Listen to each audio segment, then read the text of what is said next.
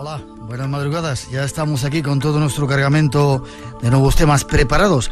Dos nuevas ediciones nos esperan al comienzo de este nuevo fin de semana que deseamos feliz para todos. Y de paso, con el deseo de que queráis pasar con nosotros este tiempo de radio que ahora comienza y que se abre ante nosotros.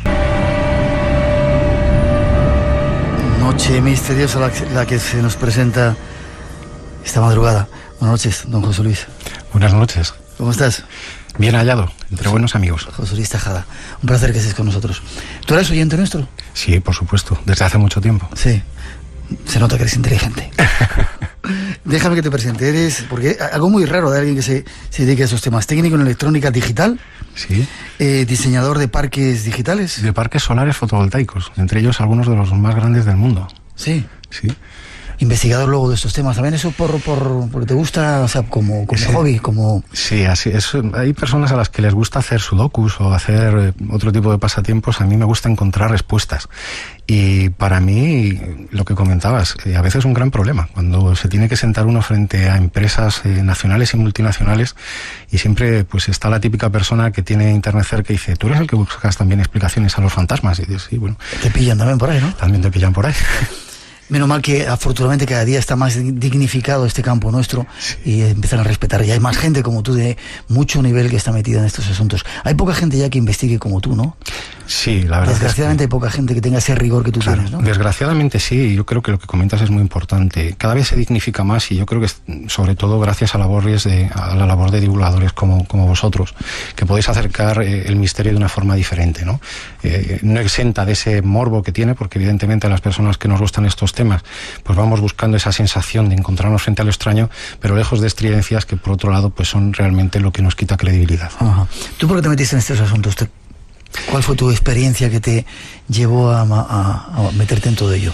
Pues en mi familia siempre ha habido una vocación o cierta atracción a este tipo de misterios, ¿no? Mi familia, por parte de mi padre, pues es un hombre que tiene una gran cultura, es artista, una extremada sensibilidad.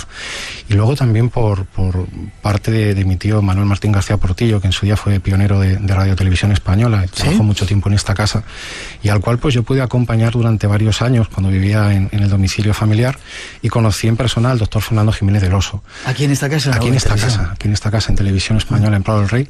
Y yo me acuerdo que me caló muchísimo la serenidad que tenía y sobre todo la forma que tenía de transmitirla, ya no solamente el misterio, sino la búsqueda de explicaciones, ¿no? Eso, pues, sobre todo, y luego experiencias que uno vive que no puede dar la explicación desde muy corta edad, es lo que te ayudan a encontrar esa pasión, ese pasatiempo, ese hobby que va mucho más allá de lo que es solamente el empeñar tu tiempo, sino la búsqueda de explicaciones y el poder transmitirlas. Ajá. Has hecho mucha transcomunicación también, aunque vamos a hablar una parte del programa, sí. Espero que nos dé tiempo a todo lo que tenemos hoy diseñado, que hay muchos temas, pero has hecho transcomunicación. Sí, la transcomunicación además para mí abrió una puerta que yo creo que había cerrado. Todos hemos tenido una época oscura, ¿no? Yo a partir de los 17 años que empiezo a trabajar en una empresa multinacional, en Xerox, como técnico de sistemas, pues me dedico en cuerpo y alma a este trabajo, hasta que después ya con el tiempo uno se va posicionando un poquito y tiene más tiempo libre, y es cuando tropiezo con mi buen y fiel amigo Fernando Martínez Rosillo, que un día en la facultad me dice, oye, ¿tú has oído hablar de esto de la transcomunicación, las psicofonías, las psicoimágenes? ¿Tú crees que será posible que esto pueda existir? Y yo en ese momento, pues evidentemente desde el punto de vista técnico, le dije la única respuesta que cabe. Técnicamente esto es imposible. Bueno, pues con un montón de revistas, un montón de documentos y los aparatos que pudimos conseguir en aquella época universitaria, conseguimos los primeros contactos con ese otro lado que todavía no tiene explicación, y que para mí, como comentaba, me dio la puerta a lo inexplicado. ¿Cómo podía estar recibiendo esas voces desde otro lado sin que yo supiese realmente el mecanismo que utilizaban para poder llegar hasta nosotros? ¿Qué impacto causa eso, Yo reconozco que para mí hay dos momentos en la vida que me impactaron muchísimo. El primero fue trabajando en otra de lo que ha sido mis pasiones, que fue la fotografía, el poder estar en mitad de una guerra y darse cuenta de lo que es capaz la barbarie humana. Yo lo recuerdo con pavor, es algo que todavía me marca. Yo tuve la gran suerte o la gran infamia de estar en Irak. ¿En Irak? Sí, como corresponsal, montando simplemente sistemas de comunicaciones, no como fotógrafo, que a lo que después me dediqué. Y como técnico yo veía como la gente era capaz de masacrarse sin una explicación lógica, y yo me acuerdo perfectamente de llorar estar montando cables, desmontando antenas, todavía se me ponen los pelos de punta y estar llorando. Durante mucho tiempo, cada vez que yo recordaba aquellas imágenes, me era inevitable poder llorar. Yo soy una persona que soy muy miope, tengo que llevar lentillas, y yo me acuerdo que las lentillas se me salían de los ojos porque era incapaz de entenderlo. Por otro lado, lo que comentábamos, la segunda imagen que más me quedó grabado fue en la Delegación de Industria y Energía, en Albacete, en lo que fue la casa de doña Margarita Ruiz de Liori, marquesa de Villasante y baronesa de Alcalí, tristemente célebre por los sucesos de la mano cortada. Un día te tenemos que hablar en serio. Y es impresionante la vida de esta señora y el misterio que hay alrededor. Pues como comentaba, fue en el año 1998, en marzo, cuando fuimos combinados por el delegado de Industria y Energía, una persona excepcional y que la verdad pues tuvo algo que hoy en día muy pocas personas en su posición tienen, que fue la nobleza de permitirnos investigar a un fenómeno que a las personas que allí había les daba pánico. La gente no quería por la noche trabajar allí porque decían que oían voces, que veían objetos que se movían. Y bueno, la verdad es que hacia allí fuimos con curiosidad, yo con mucho escepticismo, intentando encontrar cuál era la parte graciosa, la parte curiosa. Cuando tropecé, me di en las narices con algo que para mí a día de hoy no tiene explicación, y es el fenómeno de la transcomunicación. ¿Cómo es posible que 3 personas que están en un edificio oficial, que está cerrado, un edificio donde está todo controlado, un edificio en el que estuvimos durante 3 veces con todo tipo de material técnico, se podían grabar esas voces que no solamente se manifestaban, sino que eran capaces de responder a las preguntas que les hacíamos? Es curioso. Qué bien que alguien como tú, de formación técnica, tecnológica, esté abierto a todo este tipo de historias y que encima apliques esa metodología para explicación de estos fenómenos. Me alegro. Es lo que siempre he intentado, el aplicar el método científico y no ser menos que esos científicos que hay en el laboratorio. Yo hace poco hablaba con un buen amigo que es un buen científico y me decía, tú todavía sigues loco buscando fantasmas. Y decía, tú todavía sigues loco buscando el bosón de Higgs, ¿no? 2:18. Vamos a entrar en tema, ¿te parece? No quiero olvidarme de la gente que está sufriendo en guerras, en Irak, en Libia, bueno, en otros muchos sitios del mundo que son guerras poco declaradas, pero hay en Libia, y la gente que está sufriendo con los efectos de ese post-terremoto en Japón. 2:18, 1:18 en las Islas Canarias, 900-137-137, por si queréis preguntar a este señor. Nos vamos de viaje a descubriros algunos de esos misterios. No he dicho que eres el autor de Misterios de España, este libro que hoy sorteamos. Nos vamos. En nuestro programa hemos hablado de apariciones de la Virgen, pero las que esta noche os vamos a contar son de locos, absolutamente. Y hay mucha gente que te está escuchando esta noche en Albacete y en Castilla-La Mancha. La Virgen de la Teja está en este lugar que hemos situado, ¿verdad? Es un convento que está regentado por las hermanas clarisas, que la verdad es que es encomiable la labor que estas mujeres hacen. Cuando nos enfrentamos a este tipo de misterios, siempre la forma que tienen de llegar al investigador es una parte fundamental a la hora de poder dar una conclusión o dar un veredicto, por lo menos ponerse a investigar. Para nosotros fue importante que fuesen ellas, precisamente las monjitas, las hermanas clarisas, las que solicitaron nuestra gracia para poder investigar eso y dar explicación a algo que para ellas no tenía explicación posible, y era que manifestaban que esta figura, estamos hablando de un fragmento de barro de unos 10 por 15 centímetros aproximadamente. Vamos a situarlo. Se llama la Virgen de la Teja porque está en una especie de teja. Está en una especie de teja de barro, de 10 por 15 centímetros aproximadamente. Claro. Es muy pequeñita. Un palmo, no llega a un palmo. No llega a un palmo de alto, con un grosor aproximado de 1 centímetro, donde aparece muy bien definida la imagen de una virgen portando una manzana en la mano y el niño Jesús en otra.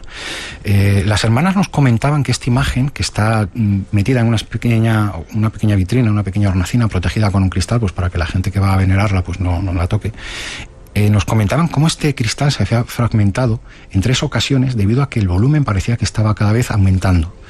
Y ahí es donde se iba hinchando la imagen. Pues ahí es donde viene la extrañeza de las hermanas cuando a nosotros nos dicen que si podemos hacer algún tipo de investigación para dictaminar si realmente este cuerpo de la Virgen cada vez iba tomando mayor tamaño. Hasta allí fue cuando nos decidimos a investigarlo con toda la tecnología que pudimos poner, y las conclusiones la verdad es que fueron sorprendentes.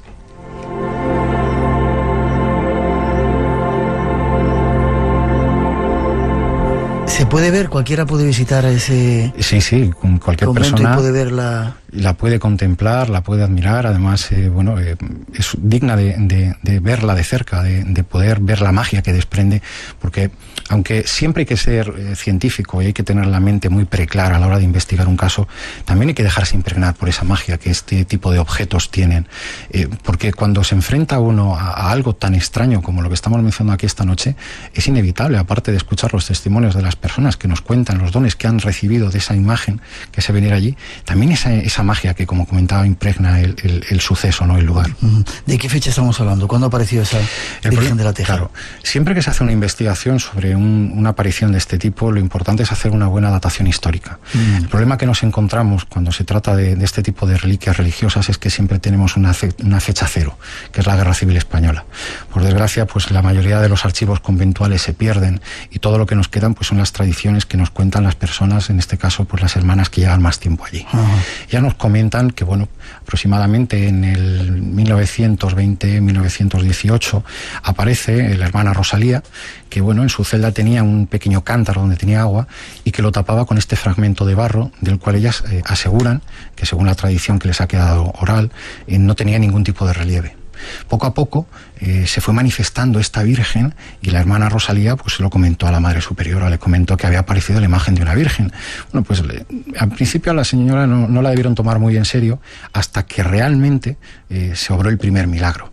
El milagro fue el milagro que siempre acompaña a la mayoría de las apariciones marianas, ¿no? El poder traer la lluvia en una época de sequía. Casi nos lo comentaba la Madre Superiora, una mujer excepcional con sus casi 90 años, lo contaba con sorna, cómo sacaron en procesión a este pequeño fragmento de barro casi entre la mofa del pueblo, y cuando llegaron a la esquina de la iglesia, apenas transcurridos 15 metros de salir de la puerta, empezó a llover como no se había visto en meses, y bueno, pues se pudo recuperar la población de la sequía.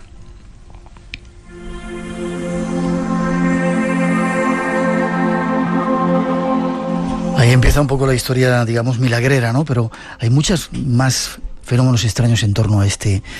¿Estás disfrutando? ¿Estás a gusto? Sí, vamos. ¿Estás viendo la cara? Estoy disfrutando muchísimo.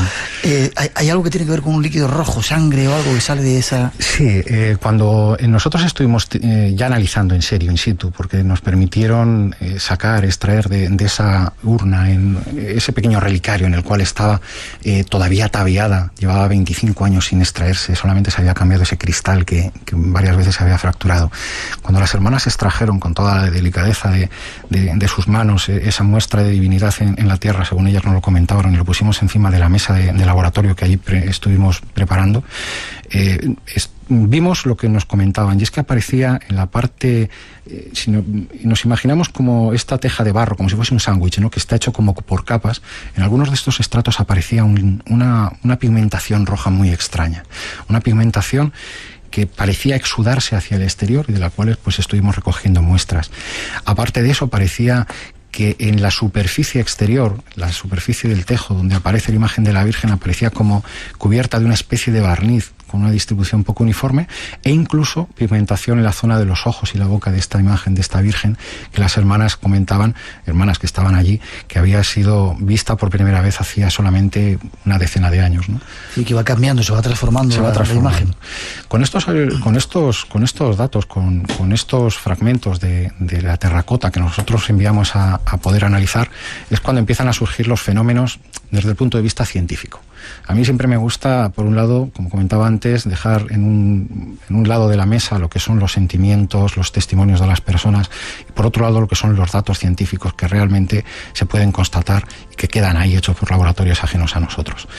Lo primero que nos llamó la atención es que esta sustancia roja parecía tener restos de lo que en su momento debió ser sangre humana. Estamos hablando de un fragmento de barro cocido, es una terracota cocida.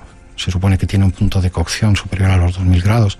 Que haya muestras de esta sangre resulta bastante inédito, bastante raro, bastante extraño. Sin embargo, ahí está esta marca de extrañeza que tiene, y que además, bueno, pues se ve también rodeada por los misterios, y ahí sí que ya entramos con la parte más milagrera del asunto, que son los testimonios de todas esas personas a las cuales le deben la salud.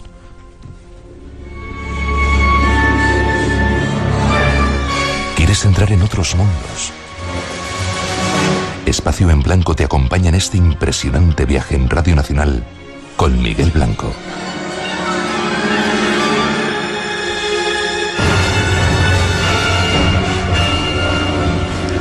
2:27, 1:27 en las Islas Canarias, 900-137-137 nuestro teléfono. ¿Cuál es esa parte más subjetiva, más milagrera? Porque, de ser cierto lo que cuentas en el libro, y no estamos incitando a que la gente crea que se puede curar viendo una imagen, por favor, que eso quede claro, pero ¿qué pasó? ¿Qué pasó? Como bien comentas, siempre se corre el riesgo de levantar falsas expectativas. Tenemos que tener muy claro que la mente humana es, yo creo, la máquina más perfecta que conocemos del universo a día de hoy, y conocemos muy poco de ella. Por otro lado, el organismo humano está sujeto a través de la medicina a diagnosis que puede ser muchas veces errónea. Todo tiene una posibilidad de fallo, y también la medicina, hay que reconocerlo, se equivoca, ¿no? Para mí, uno de los casos, por contar el caso más fuerte, ¿no? Sería el caso de María. María es una persona prácticamente desahuciada.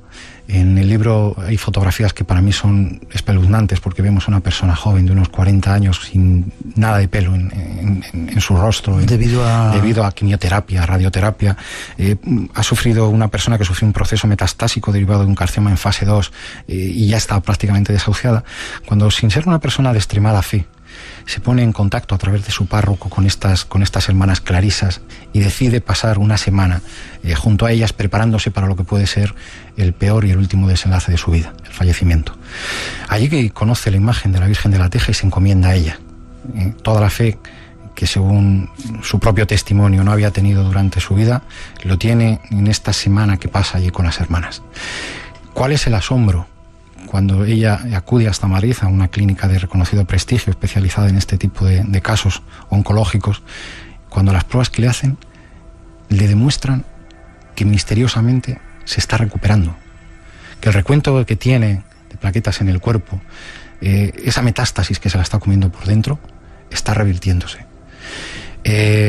Claro, evidentemente, ante una situación como esta, lo primero que se hace es volver a repetir todos los análisis, volver a repetirlo todo, y ya María nos comenta cómo en esas pruebas que se van sucediendo ya se ve más fuerte. Incluso los doctores, las enfermeras que la atendían, porque además María es una persona que ha trabajado como auxiliar de enfermería en el hospital de Albacete, ya se nota cómo cada vez está más fuerte, como si una nueva fuerza le estuviese inundando y fuese capaz de superar ese extraño trance que tiene, hasta que prácticamente en 6 meses, de manera inexplicable, se convierte en una persona completamente sana, que no tiene ningún tipo de problema y que a día de hoy disfruta de una vida plena y llena de salud. ¿Y ella lo achaca, esa visita, a la intervención de la Virgen? Ella lo achaca, por lo menos, como ella siempre dice, yo no sé lo que me ha pasado, yo no sé si esto ha sido un fallo de la ciencia o un fallo de mi propio organismo, y lo que yo sí sé es que cronológicamente coincide con mi visita y sobre todo mi devoción a esta imagen.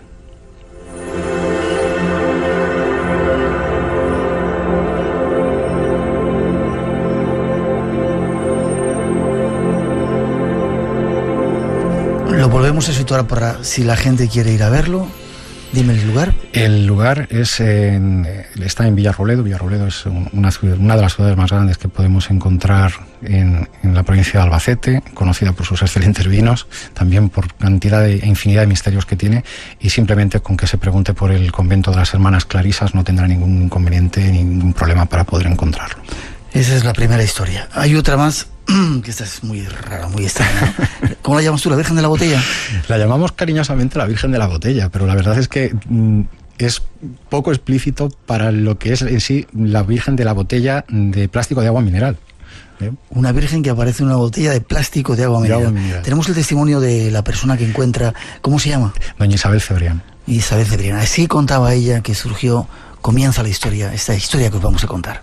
Esto surgió el día 1 de noviembre del 2000, del año 2000. Resulta que nosotros nos fuimos a Andújar, que operaron a mi suegra. Y siempre mi marido tiene la costumbre de llevar una botella de agua en la guantera del coche. Y bueno, y era precisamente esta botella. Pues nos llegamos allí al pueblo, digo, y hacer la comida, digo, para irnos al cementerio. Pues el muchacho se puso a ayudarme y nada, hicimos la comida, nos pusimos a comer. Y a esto de que estábamos a medio comer, pues dice él que le vino una cosa así a la cabeza como para mirar la botella. Y la miró y dice, mamá, mira, dice, aquí hay como una gota de aceite, dice, y hay una virgencita en medio. Digo, no digas tonterías, nene. Digo, ¿cómo una virgencita? Dice, miradla todos y no movéis el agua. Dice, ahora la movemos. Total, que miramos todos la botella y claro, estaba allí lo que hay. Y nada, la movimos el agua y nada, ni se borraba ni nada. Total, que bueno, terminamos y nos vamos al cementerio. Y yo eché la botella en el bolso. Y digo, cuando se quede, vaya, que quede poca gente, a los más conocidos así, de más confianza, pues la voy enseñando. Pues me la llevé. Y ahí, cuando ya quedaba poca gente, pues le voy enseñando a la gente, oye, por ejemplo, Fina, que es amiga mía, Fina, ¿qué opinas de esto? Madre mía, a ver si la Virgen de las Nieves, todos los claves. Y cómo ha pasado, digo, pues mira, yo no sé ni cómo ha pasado, esto ha pasado yo en mi casa y yo no sé lo que ha pasado. Total, que yo me eché la botella ya en el bolso, vine, se la enseñé a los vecinos, a todos, y otro día me cogí mi bolso, como no había escuchado misa ni nada ya los santos, y me fui a la iglesia. Y al llegar, pues, escuché la misa, cuando terminó, oiga, don Sebastián, por favor, ¿me puede atender un momento, tal? ¿Qué pasa, Isabel? Digo, pues mire, digo, vengo a enseñarle a ver lo que he visto aquí. Y miró la botella y dice, una imagen. Dice, ¿y esto cómo ha pasado? Digo, pues mire, digo, yo ayer en mi casa la vimos, no sé ni cómo ha pasado, ni cómo no ha pasado, ni nada. Digo, ¿qué hago con ella y tal? Dice, guárdala en casa por si te quiere decir algo. Así comenzaba la historia.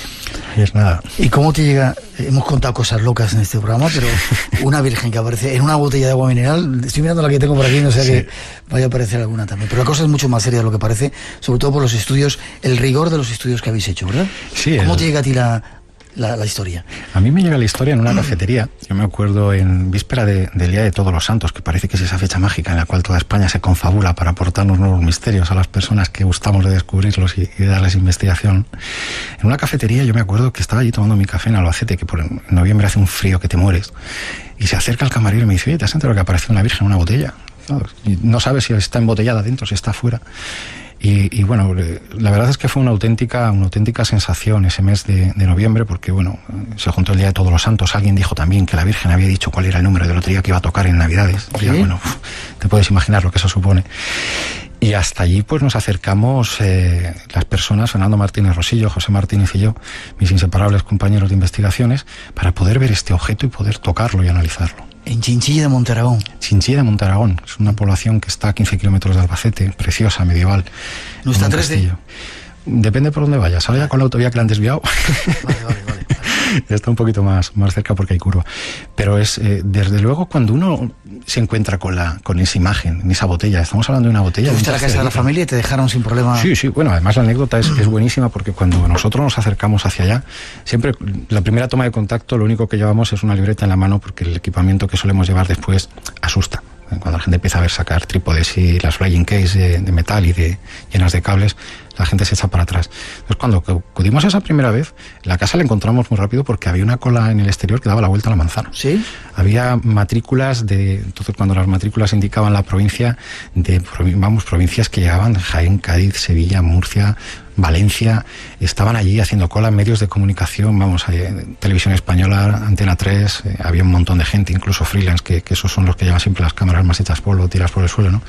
Y estaban allí haciendo cola, además igual, un frío que pelaba. Y nosotros, cuando nos llegó el turno de entrar, pues bueno, aquello me recordaba un poco a las guías turísticas que hay en algunos museos, en algunos sitios curiosos, ¿no? Estaba la señora con una lupa en la mano, entras por la casa y te soltaba la retahíla como si la supiese de memoria en aquel momento. Y nosotros fuimos cuando habían pasado aproximadamente 15 días, por allí habían pasado cerca de 4.000 personas a ver la botella. Perdón, una pregunta, ¿cobraba por...? Jamás. Doña Isabel Cebrián es una persona que no solamente no ha cobrado, además lo puedo decir por experiencia, sino que incluso nos ha reconfortado a más de uno de los que hemos ido allí a hacer cola con un buen café con leche. Vale. Y con o sea, que no había nada de negocio, intención de negocio detrás de la historia. No, además es una muy buena pregunta, porque cuando uno se ha enfrentado varias veces a este tipo de apariciones, rápidamente la picaresca está detrás. Sobre todo al tenerlo en un objeto tan raro y tan extraño, muchas veces uno no sabe si se está acercando a lo profano o se está acercando a lo sacrílego. Bien, y me decías que surge en una botella de medio litro, o sea, como esta. Sí, una botellita pequeña de un tercio de litro.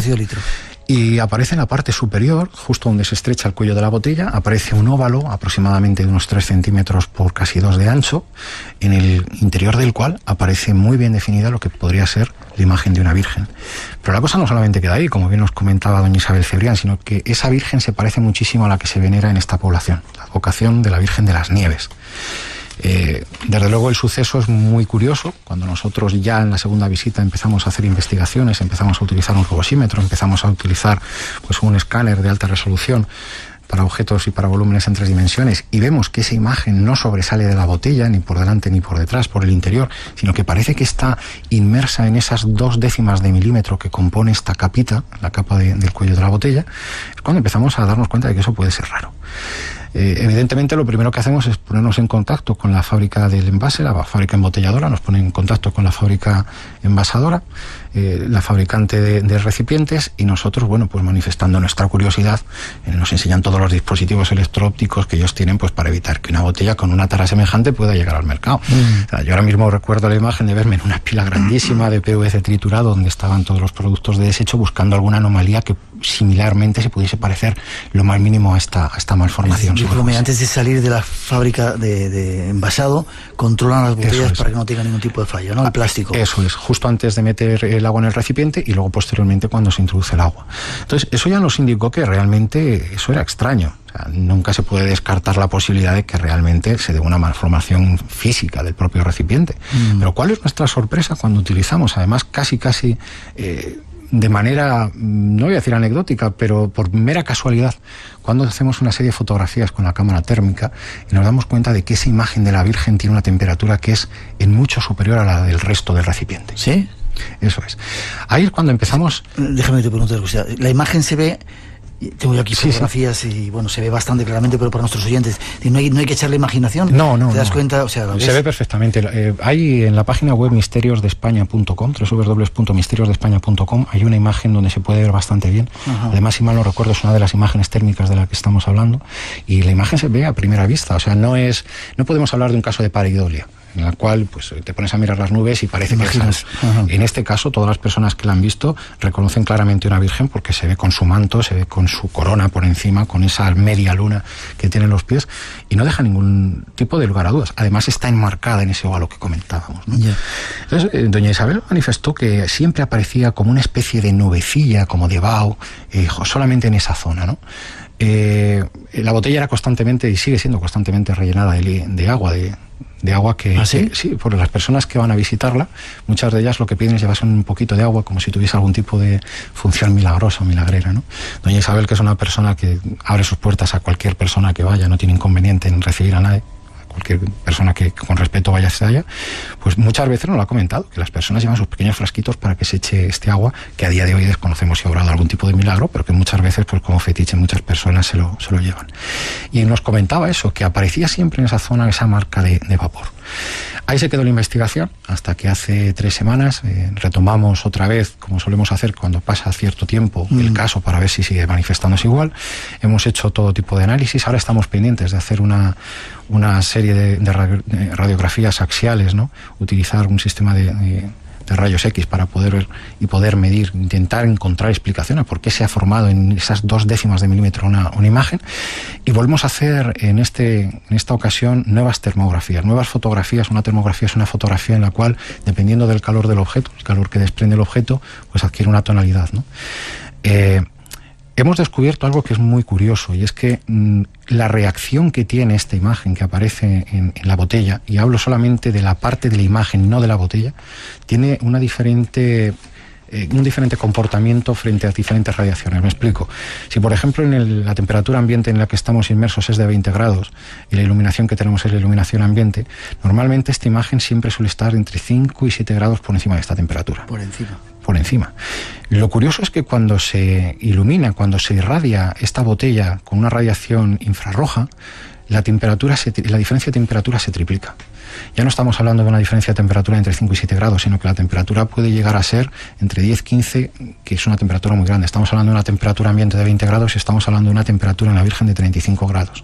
Pero la cosa es todavía mucho más espectacular cuando lo que hacemos es irradiar esta botella con radiación ultravioleta, con lo que normalmente es conocido como luz negra. Es una luz fría. En este caso hemos llegado a constatar temperaturas de hasta 54 grados cuando la temperatura del resto del cuerpo de la botella y del ambiente es de 20. ¿Cuál puede ser la explicación? No la tenemos. Yo, desde luego, no dormiré tranquilo hasta que la encuentre. Se sabe, he dicho que no todavía hay indicios o informaciones de que haya sido milagrosa, ¿no? La gente sigue viéndola, sigue teniendo devoción, pero sí, no tenéis datos de que... No tenemos datos. Y sí hay un anecdotario, como suele suceder en este tipo de apariciones, vastísimo. O sea, doña Isabel nos comenta anécdotas de personas que han ido ofreciendo cantidades desorbitadas por esta botella. Sí. Y han llegado a ofrecer, maleta en mano, muy fuertes sumas por comprarle esta botella. Ha habido personas, y nos comentaba la anécdota de sacerdotes que han ido a verla por curiosidad y que ante la imagen de esta Virgen han caído postrados al suelo, ¿no? Mostrando su veneración y su admiración por lo que había. La Iglesia no se pronuncia. Fue comunicado a las diferentes autoridades eclesiásticas, y lo que comentan es que, bueno, que la tenga, que la custodie, que la mime, que la guarde, pero que no se puede pronunciar porque a día de hoy no ha obrado ningún milagro que pueda demostrarlo. Chinchilla de Monte Aragón, Albacete. Ahí está ese segundo caso. Hay más en Albacete, pero déjame, pasa el tiempo, 2:43, 1:43 en las Islas Canarias, 900, 137, 137, por si queréis intervenir. Vamos a daros unos cuantos datos más y luego escuchamos algunos otros testimonios e incluso psicofonías. Esta noche va a haber unas cuantas de esas que ponen los pelos de punta. Pero antes de irnos tan lejos, nos vamos a quedar en otro misterio que ha sucedido hace poco tiempo, creo, también en Albacete, ¿no? Sí, que además tiene relación con los huesos, porque sí, es un caso... la muerte, con todo esto. Es un caso que salta a la luz el 8 de agosto del año pasado, del 2010, y por puro azar. La plaza Periodista Antonio Andújar, es una plaza que hay detrás, la parte trasera del Conservatorio de Música, y es una zona que tiene una densa historia. El primer convento que hubo en la ciudad de Albacete, cuando aquello eran las afueras, y mira que ahora mismo está prácticamente en el centro, el convento franciscano, estuvo ahí desde el siglo XV hasta el siglo XIX. La desamortización de Mendizábal, esos terrenos fueron cedidos al ayuntamiento. Posteriormente fue un cuartel de caballería, más tarde fue también un orfanato, fue un colegio público. Más tarde volvió a ser una casa cuartel, y en la actualidad pues está ocupada por una serie de viviendas que en su práctica totalidad están ocupadas por personas que han trabajado para el ejército, ¿no? Como comentaba, el 8 de agosto aparecen en unas obras públicas, metiendo unos contenedores en la puerta de este inmueble, un gran conjunto de restos humanos. Hasta allá pues tuvimos la suerte de que nuestra compañera de Radio Televisión Castilla-La Mancha, Amparo, se acercase con cámara a cubrir la noticia. ¿Y cuál fue su sorpresa cuando las personas que vivían en aquella plaza empiezan a contar historias raras? Descubrieron huesos y empiezan a contar historias. Eso es. Justo en las, claro, evidentemente en las obras civiles, cuando empiezan a aparecer huesos, pues se llaman a los arqueólogos, se llaman a las diferentes autoridades y empiezan a exhumar esos restos que inexplicablemente están ahí. Posiblemente, y hay varias teorías, ahora mismo el Ayuntamiento de Albacete pues está haciendo la labor arqueológica necesaria para poder encontrar una explicación. Posiblemente, como decía, esos huesos estuviesen en lo que antiguamente fue el convento. Lo que pasa es que al no haberse hecho una datación, pues puede ser parte del convento, puede ser parte del cuartel o puede ser parte de lo que fue el orfanato, incluso el colegio.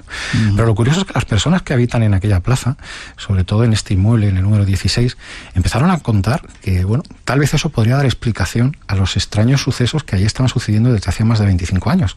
Y es la aparición, según unos testigos, de niños que definen como fantasmas, como en 2 dimensiones de color grisáceo, que parecen corretear. Lo que estoy contando yo sé que es terriblemente extraño, yo cuando me lo contaban la verdad es que me quedaba de piedra, que corretean por los pasillos de las casas, y otra serie de sucesos como puedan ser la aparición de rayos, movimiento de objetos, incluso apariciones fantasmales sobre fotografías de la familia. Tenemos un testimonio de Carmen Simarro y María del Carmen que comentan algo referente a extraños rayos. Rayos que aparecen en la casa, dices. Aparecen en la casa, en este caso en el salón. Doña Carmen Simarro nos comenta, y es una persona que ya curtida por la edad, y como en varias ocasiones, y su hija también da fe de ello, estos misteriosos rayos aparecen en los extremos del salón, en las 2 paredes del salón, y convergen justo en el centro, hacen una descarga eléctrica muy fuerte y desaparece, hasta tal punto que llegan a comentárselo a un electricista para que les pueda dar una explicación, porque tienen miedo de que algún día se queden electrocutadas. Vamos a escuchar el testimonio. Le pasó primero a mi madre sola, porque yo estaba de viaje. Y cuando él me lo contó me decía, hombre, yo de mi madre no voy a dudar, porque yo sé quién es mi madre. Ay, a ver si me vais a tomar a mí por loca. Que esto es lo mismo, esto que te voy a contar a 8 años. Pero luego nos pasó estando juntas, a la altura más o menos, a ver, que yo te... Como a la altura de aquí. Allí, a la pared, como si se juntasen 2 rayos. Pero que es que llegamos a ver, al juntarse, hasta escuchar y ver como cuando un enchufe... Entonces yo tengo un tío que es electricista. Le comentamos el tema. Y dice mi tío que ahí la electricidad estática no tenía nada que ver. Dice, ahora mismo por sí solo, dice, no se sostiene. Dice, yo no podría dar una explicación. ¿Qué explicación se le da a eso? Pues nosotros no lo hemos encontrado. En este caso, los que perdemos el tiempo en intentar buscar algún tipo de lógica a estos sucesos, nos quedamos sorprendidos cuando las personas ya llegan a ver de un fenómeno tan extraño como este algo natural. O sea, nos lo manifiestan con la naturalidad con la que estaban narrándolo aquí. O sea, es un rayo que aparece en mitad del salón, que se junta, que hace una chispa eléctrica. Así oía doña Carmen, con sus más de 80 años, contarlo, hace y desaparece. Nosotros, cuando estuvimos el pasado 4 de marzo, Fernando Martínez Rosillo, que es la persona que se encarga en hacer el perfil más psicológico, en recopilar los datos, yo llevo la parte más científica, más técnica, y José Martínez, que es el que se encarga en montar y desmontar todo el aparataje, lo primero que hicimos fue buscar algún tipo de explicación a estos fenómenos físicos, que a lo mejor es más fácil encontrar, porque lo de ver niños por los pasillos, bueno, a mí me ponen los pelos de punta, pero el tema de que pueda haber una descarga eléctrica, pues si realmente hay algún tipo de anomalía técnica que se pueda cuantificar, está allí. Pues para eso desplazamos equipo y a día de hoy no hemos encontrado una explicación para que eso pueda suceder. Yo que había anunciado que esta noche iba a haber explicaciones. Las habrá. 2:50, 1:50 en las Islas Canarias. La historia continúa, estáis haciendo entrevistas y de repente es que mientras están comentando la aparición de esos niños, ¿qué pasa? Y vamos a escuchar ahora ese testimonio. Pues nosotros cuando hacemos este tipo de investigaciones siempre solemos utilizar varias grabadoras, pues porque cada uno está haciendo su trabajo. ¿Y cuál fue nuestra sorpresa? Que después, ya en casa, cuando uno está en la mesa de trabajo y está con los auriculares escuchando, y le han contado que se ven niños en aquella casa, que se oyen las carcajadas de niños, y se pone a escuchar lo que vamos a escuchar ahora, a uno se le ponen los pelos de punta. Porque esa grabación fue hecha a mediodía, como comentaba, con varias grabadoras. ¿No había niños? No había niños, es una familia de bastante edad, no hay críos pequeños por allí.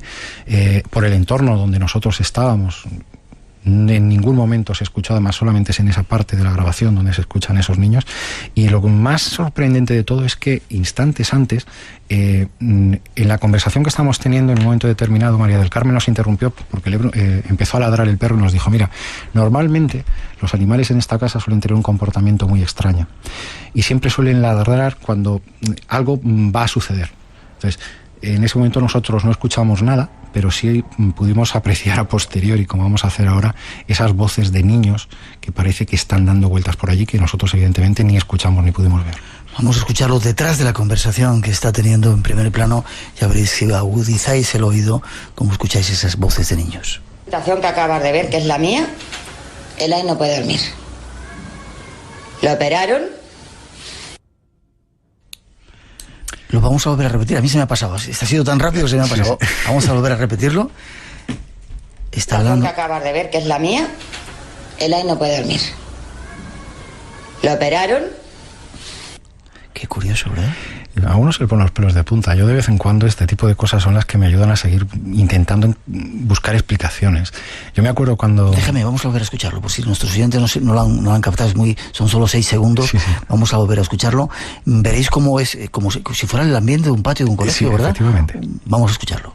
La habitación que acabas de ver, que es la mía, Elay no puede dormir. Lo operaron.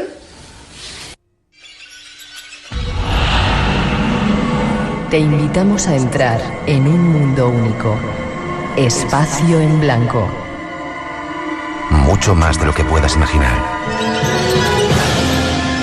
En Radio Nacional de España, con Miguel Blanco. Apasionante esa voz. Terrible, ¿verdad? Se le ponen uno los pelos, vamos, de punta. Y no queda aquí. Me estoy tratando de dar prisa. Mira si se me pone de punta. Me quiero dar prisa porque tenemos muchos temas. Ahora tiene que venir muy a menudo el programa, ¿eh? Para mí es un placer. Aunque vengas de ahí, de Avalon, de esa tierra nuestra de aquí del norte de Madrid. Solamente hay un sitio más bonito que Avalon, que creo que es este estudio, porque yo me quedo impresionado. Sí. Mira que he estado en estudios, en España y en el extranjero, y aparte de la tecnología que es apabullante, y a mí eso es algo que me encanta, es precioso. Luego das una vuelta para que veas la tecnología que tenemos. Estamos en Radio Nacional, esta es la casa de la radio. Bueno, Avalon, decíamos. Pero habíais seguido haciendo grabaciones y de repente en una entrevista que estabais haciendo surge una voz que dice... Pues yo prefiero que lo escuche el oyente para que se dé cuenta de la sensación que uno puede tener cuando está pendiente de la conversación y se va a percibir perfectamente porque el tono es completamente diferente. ¿Vosotros no lo escuchasteis en directo? Nosotros no lo escuchamos, además, al igual que en la anterior, cuando uno compara las grabaciones de las dos grabadoras que estaban pues prácticamente en la misma habitación, y yo me atrevería a decir que en la misma mesa, cuando uno en una grabadora puede obtener este resultado y en la otra no, es cuando se da cuenta de que algo raro está sucediendo. O sea, en una grabadora sale y en otra no. Y en otra no. ¿En cuál sale? ¿En la digital o...? Las dos son digitales. Las dos son digitales. Qué curioso. Os dejamos que vosotros discernáis, tratéis de averiguar qué es lo que dice esa voz. 400 y del 1300 y pico. ¿El libro no te acuerdas cómo se llama? No, hijo mío. Te puedo decir que es grande, que era grande, las tapas me parece que eran amarillas. Yo cierro los ojos. Lo volvemos a repetir otra vez. Hay dos voces. Hay la mujer que está hablando, la testigo. Y Fernando Martínez Rosillo, que es la persona que se encarga de hacer el perfil psicológico y de entrevistar a los testigos. Pero hay una tercera. Esta noche vais a escuchar unas cuantas psicofonías. Nuestros compañeros, tanto Fran Contreras como Miguel Pedrero, como Juan Miguel Marsella, que estuvieron la semana pasada, en varios lugares también buscando el misterio. Esta noche nos traen sesión doble, o sea que os vais a cansar. Pero escuchar esta, veréis.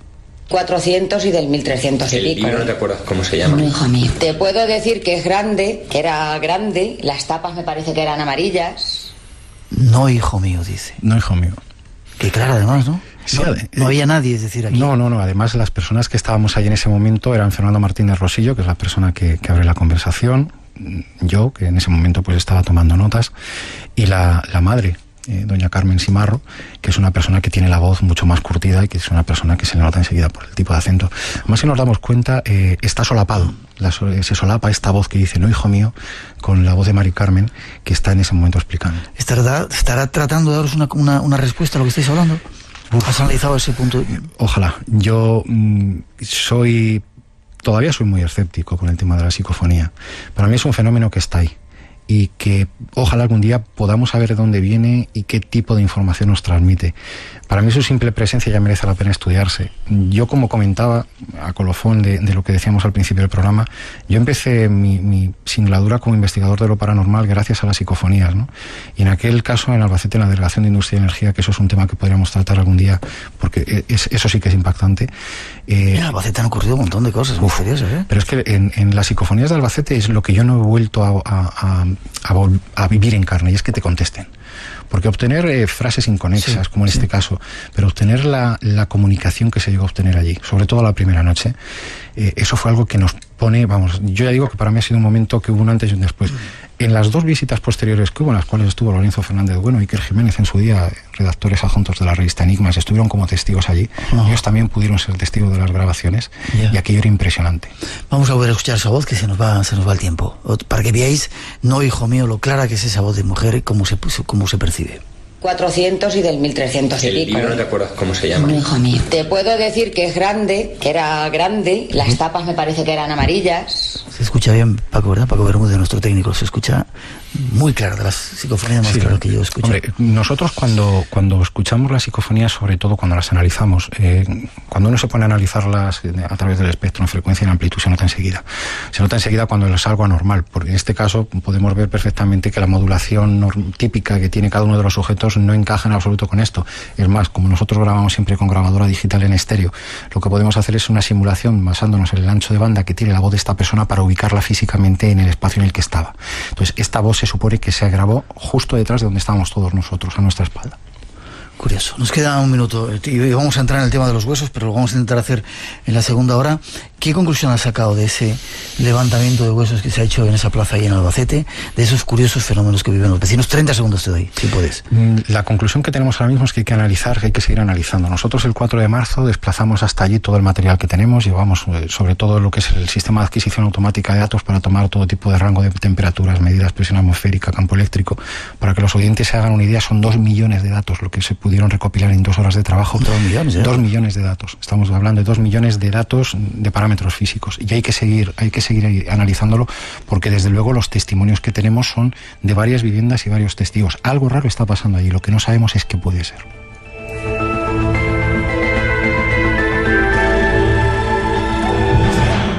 Un minuto queda para las noticias de las 3, las 2 en las Islas Canarias. Tenemos que hacer una mínima pausa. Nos perdáis la segunda parte. Vamos a hablaros de huesos, de capillas llenas de huesos. Si nos da tiempo, de ovnis también, de extrañas visitas, luces, extraños individuos que andan por ahí. Y después vendrán nuestros compañeros Miguel Pedrero, Fran Contreras y Juan Miguel Marsella para darnos un resumen de lo que hicimos, el programa que hicimos especial la semana pasada. No os lo perdáis, tenemos todavía mucho que contaros. 900, 137, 137. Tenemos 5 libros, Misterios de España, para que disfrutéis esta noche, para sortear entre todos los que queráis concursar o participar en el programa. Enseguida regresamos. Esto es Radio Nacional de España. Ya estamos de vuelta, una hora nos queda todavía. El teléfono para que sigáis concursando, multitud de llamadas, cosa que os agradecemos. 900 137 137. El email espacioenblanco@rtv.es. Y los saludos también a la gente del Facebook. Y en este momento tengo que saludar a unos cuantos oyentes que nos están escuchando de fuera de nuestras fronteras. Víctor Escobedo desde Arequipa en Perú, Leonel Castellani en La Plata en Argentina, Guzmán en Inglaterra, Betty Vázquez, beso grande Betty, ojalá nos veamos prontito, en San Blas en Nayarit en México, Andrés David de Argentina, René Yamilé en Cuenca en Ecuador y Pablo en Londres. Y vemos muchos otros puntitos en nuestro planeta. Decidnos quiénes sois para mandaros un mensaje. Mañana recordar la segunda cita del programa con un poquito menos de duración, por eso del cambio de hora. Solamente tendremos una hora por el cambio de horario de verano, pero aquí estaremos a partir de las 2, que serán las 3, en Radio Nacional de España, en el Espacio en Blanco. Nuestro primer tema esta noche está hablando de algunos misterios de España con José Luis Tajada. Una pregunta del libro antes de meternos ya con José Luis. Preguntan, ¿qué criterios has escogido para meter casos o no en este libro? Pues la verdad es que me he dejado muchísimos fuera. Ese ha sido el problema. Ha sido casi más un tema del editor. Sí, le pasé vale, pues ese gran conglomerado y él dijo, bueno, pues vamos a intentar tocar. Además, el libro está estructurado según esos arcanos del tarot, ¿no? Según las 4 cartas que dan paso a los 4 capítulos, que serían las apariciones de la Virgen, la muerte y el tema de los ovnis, ¿no? Y la introducción, donde se comenta también un poquito la vida del autor. Yeah. Entonces, la idea que hay es poder ir recopilando poco a poco esos otros casos que siguen también muchos de ellos pendientes de explicación. Pues que haya muchos más, que escribas muchos más y que tengas éxito con ello. Vamos a hablar de huesos. Hablábamos en esa segunda introducción, más huesos aparte de los que habías encontrado en Albacete. Hay lugares, decíamos en la introducción de nuestros compañeros, un lugar del siglo XVIII donde monjes franciscanos utilizaron toda 5.000 huesos de personas que teóricamente habían muerto por peste para hacer una capilla. ¿Dónde es? Esto estamos hablando del Alentejo portugués, estamos hablando de la ciudad de Évora. Es una ciudad preciosa, es para mí una de las ciudades más bonitas del mundo, por la cantidad de historia que tiene y sobre todo por la belleza ya de por sí que tiene el carácter portugués. Yo estoy muy enamorado del portugués, es una gallardía que la verdad se contagia. Y aparte el lujo de tener una ciudad donde prácticamente el tráfico es inexistente, a día de hoy es un alivio, es un respiro. Pues hasta allí me encaminé para poder ser testigo de algo que otros reporteros gráficos en aquel momento me habían manifestado. Yo ya por aquel entonces hacía mis pinitos como reportero gráfico y compañeros me comentaron de diferentes agencias que, bueno, haciendo grabaciones de vídeo, haciendo fotografías, y en ese momento pues muchas veces los reporteros lo que hacemos cuando hacemos fotografías empezamos a disparar y después muchas veces no sabes qué estás haciendo. Llevas una grabadora y haces un poquito como los forenses que salen en las películas, ¿no? Pues dices, estoy en tal sitio, estoy haciendo unas fotografías de esto y esto, estoy utilizando estos ajustes. Pues me comentaron que se oían voces y que se escuchaban lo que ellos en un momento en particular decían que eran como cánticos gregorianos en la profundidad de esa inmensa catacumba que es esta capilla. Está lleno de huesos por todos lados. Es impresionante, está forrado todo de huesos, menos salvo el techo y el suelo, las columnas, los capiteles, el propio altar. Incluso hay 2 cadáveres momificados que están ya prácticamente destrozados, que en su día parecían ser réplicas de un crucificado y de un pequeño niño que están allí colgados. Es impresionante el poder pasear por esas galerías y estar rodeado de cráneos, de fémures, de tibias. ¿Y las voces se llegó a determinar, aparte del canto gregoriano, se llegó a determinar qué decían de esas supuestas psicofonías también? Yo en este caso creo que la explicación, y aquí sí que puede haber una explicación científica, la explicación más lógica sería que a través de un proceso de reflexión de las ondas sonoras, de capillas que hay anexas, donde este tipo de música está de fondo, podría llegar. Sería un efecto muy curioso, porque estamos hablando de distancias muy grandes, con sólidos muros, pero por el tipo porque no olvidemos que estos huesos que están forrando las paredes, o sea, no se ve lo que hay detrás. Detrás tienen una argamasa, tienen unas paredes muy recias, pero hay unos pequeños ventanucos que además tienen una forma como de bocina invertida, en las cuales pues sería posible que este sonido que se genera en las estancias anexas a mucha distancia se pudiesen concentrar de alguna forma y llegar ahí de una manera muy sutil. El objetivo de esta capilla era un poco mostrar la futilidad de nuestra vida, ¿no? Así lo reza, así reza el epitafio que podemos encontrar en el capitel de entrada. Nosotros que aquí estamos, a vosotros os esperamos. Hablando de esa locura, para mí una locura arquitectónica de reunir y descarnar 5.000 cadáveres para poder obtener esos restos mortales. También se comenta, y eso es un dato que a posteriori he podido conocer, que parte de los huesos que allí hay, porque sí se ven muchos de ellos chamuscados, podían prevenir precisamente de la gran purga que hizo allí la Santa Inquisición. La Plaza do Giraldo, donde hay una magnífica fuente de mármol en el centro de la población de Évora, fue el escenario macabro donde muchísimas personas, estamos hablando de cientos de personas, fueron ajusticiados y quemados vivos. Es más, recuerdo, y además recuerdo también con emoción en los ojos, la visita a la biblioteca que hay, la biblioteca que guarda los libros, algunos de ellos todavía por estudiar, donde se puede contemplar todavía una cruz de plata sobre un largo mástil de madera que se ve renegrido, requemado, que era el último objeto que se daba a besar a los ajusticiados mientras ardían vivos en las llamas. Hablamos de otro cadáver, no sé si incorrupto, no sé si momia de una niña. Ese está en Italia, ¿no? Antes de pasar, sí. Nos vamos al cielo dentro de nada. Sí, porque la verdad es que estas cosas le ponen uno los pelos de punta. Estamos hablando de Palermo, en Sicilia.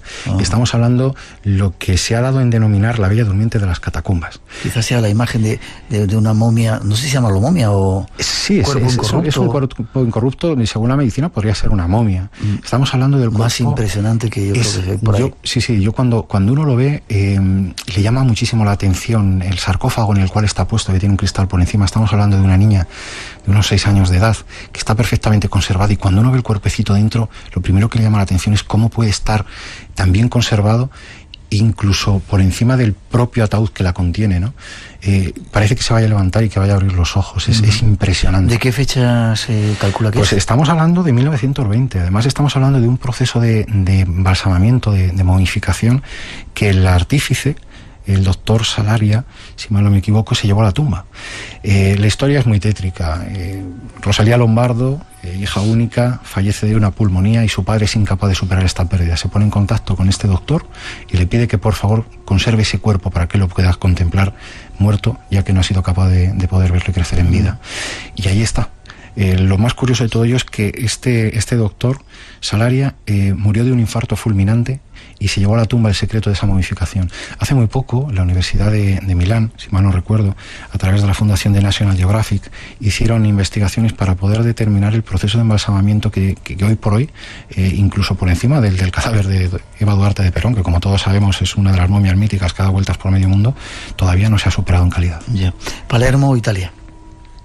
Hay muchísimas más cosas que podemos contar de huesos, pero yo quiero que nos vayamos a los cielos, ¿te parece? Perfecto. 2 y 13 en las Islas Canarias. Tras esa introducción, nuestro invitado Jesús Luis Tejada nos cuenta otra serie de investigaciones de fenómenos que andan por ahí.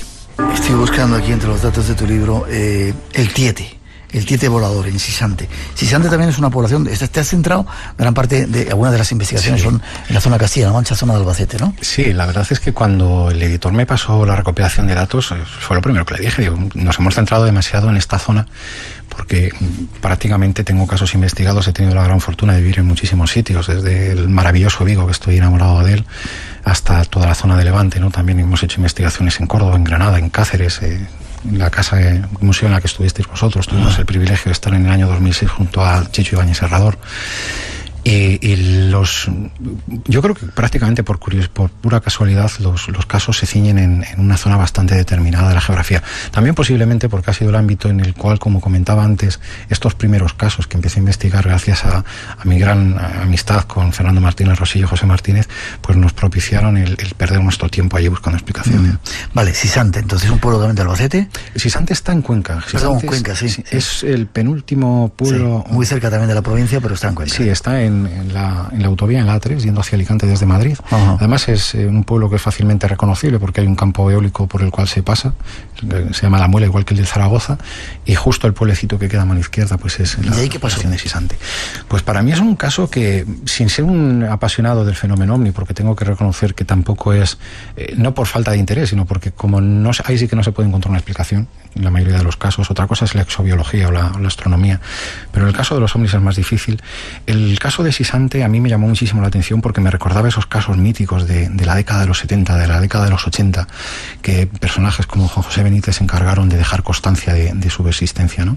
Entonces es para mí sorprendente que en la década de los 90 pudiese suceder algo similar, que dos personas que están trabajando en el campo, dos agricultores, de regreso a su domicilio y pasando junto a una escombrera, un montón de escombro, de residuos que había en las afueras del pueblo, ellos dicen que desde su Land Rover ven lo que en un momento determinado les pareció el típico globo de feria, estos que le regalan a los críos de color plateado, y que estaba flotando como a 2 metros de altura del suelo. Muy grande, o sea, el globo... Ellos lo describen como el tamaño de una cabecera, de un cojín de unos 40 centímetros de lado. Ajá. Entonces, bueno, pues al principio pensaban que era un juguete, que estaba ahí en la escombrera, que lo habían tirado. De hecho, yo me acuerdo como este buen paisano comentaba, y su idea fue decir, estos críos de hoy en día no hacen aprecio nada, si esto lo hubiésemos pillado nosotros cuando éramos pequeños, algo que vuela y que es plateado y que es tan llamativo.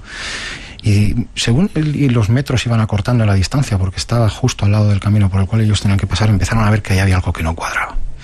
Ellos empezaron a ver que este objeto, que parecía estar levitando pues entre una altura de 1,5 metros, 2 metros, tenía como 2 grandes mangueras, ellos lo describen como 2 tubos de aspiradora, uno cada uno de los lados. Imaginémonos esta especie de saquete, como ellos lo llamaban, esta especie de cojín plateado de forma romboidal.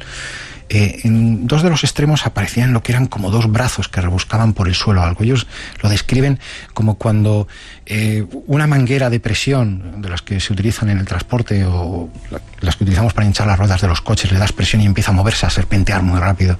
Ellos decían que este objeto tenía como 2 brazos que iban rebuscando por el suelo.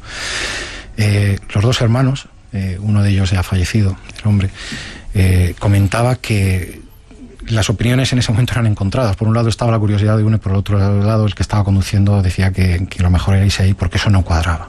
Al final decidieron acercarse un poco y verlo. ¿Cuál fue su sorpresa cuando vieron que en mitad de ese saco, de ese pequeño cojín metálico, aparece una especie de ventanilla tras la cual aparece una cara monstruosa, lo que ellos llaman una cara como de un enano deforme, que tiene 2 ojos grandes, redondos y oscuros y una pequeña boca que en un momento determinado empieza a soltar un sonido muy fuerte que ellos asemejan con el sonido de la válvula de un AliExpress.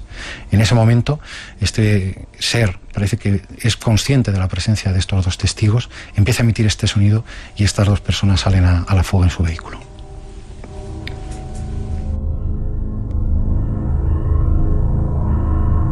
Para morirse de miedo. Sí, además... además tenemos que tener en cuenta que el entorno del cual estamos hablando, la población de Sisante, se encuentra a escasos 30 kilómetros de San Clemente. San Clemente es una población que en el año 1974 fue famosa por el avistamiento ovni, yo creo, de la época de los más vistosos, ¿no? El avistamiento en el cual, pues igual, un campesino que iba con su pequeño Vespino, con su pequeña moto, a través del campo, ve lo que define como una especie de tinaja con patas, y sobre esta tinaja con patas lo que llaman también como 2 monetes, como 2 pequeños hombrecillos que saltan dentro de este objeto y sale disparado hacia el aire.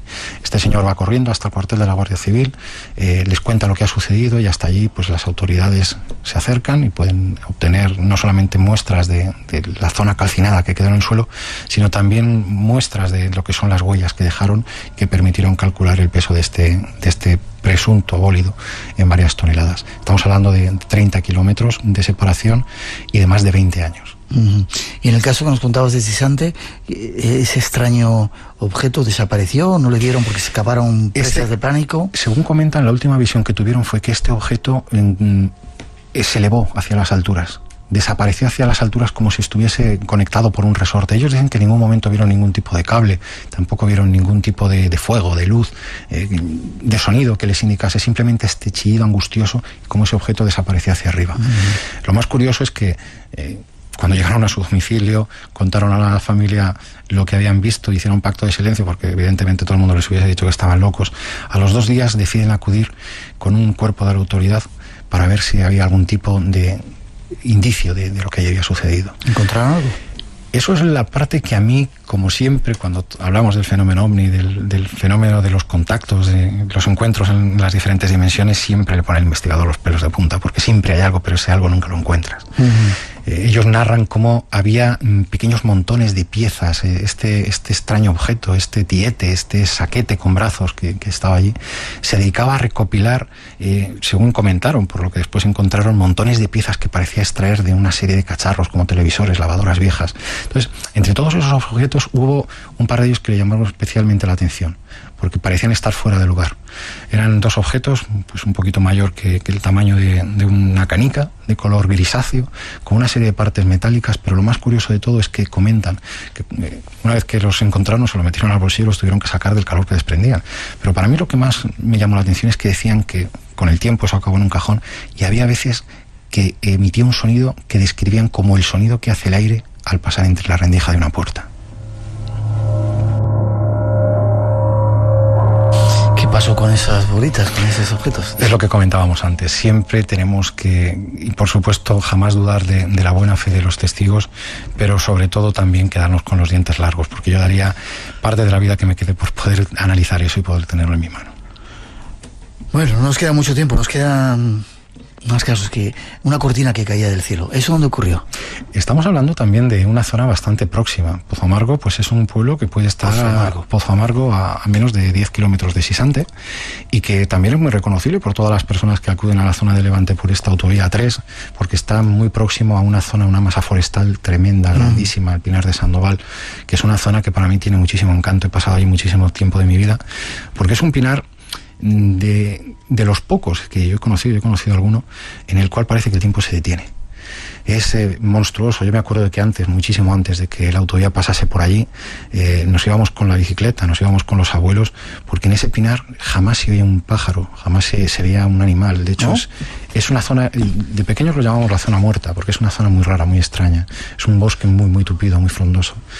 Y bueno, pues allí se empezó a comentar a partir del año 93, 94, cuando los constructores de la autovía empezaron a tirar esta zanja monstruosa de asfalto que se diseñó utilizando todo menos el cerebro a través de esta masa forestal. ¿Has dicho utilizando todo menos el cerebro? Por no decir otra parte. Yeah. Porque no es incomprensible cómo, estando faltos de recursos, como estamos de superficies verdes en este país, muchas veces los trazados de las autovías, por no evitar 2 kilómetros, pues se tengan que cometer esos crímenes. Pues ya comentaban los encargados de la construcción, los camioneros, los ingenieros que por ahí había, que por las noches se solía ver lo que ellos llamaban la luz mala, o el fuego que ardía sobre los pinos sin quemarlos. Esta especie de llamarada que detenía los vehículos en seco, que dejaba durante minutos sin ningún tipo de energía. Me acuerdo que los conductores de camiones que trabajaban a destajo por la noche para poder acabar esta obra titánica en el menor tiempo posible y llegar a plazo, trabajaban en turnos de 12 horas, y decían que por las noches sabían que si veían la luz, textualmente decían, estábamos jodidos. Ellos lo decían así. Lo primero que notaban es que la radio se desintonizaba, pues se apagaban las luces del vehículo y por último se quedaba el camión completamente parado, ¿no? Con el paso de los años he ido recopilando testimonios de personas que han también sufrido este tipo de fenómenos en ese mismo pinar. Fenómenos como el de Ramona, que nos comenta que en el 127 en su juventud vio como un plato brillante se les colocó justo encima del vehículo, deteniéndolo, llegando a detenerlo, creando un pánico absoluto durante los más de 7-8 minutos que estuvo encima, hasta que desapareció y volvieron a poner el vehículo en marcha.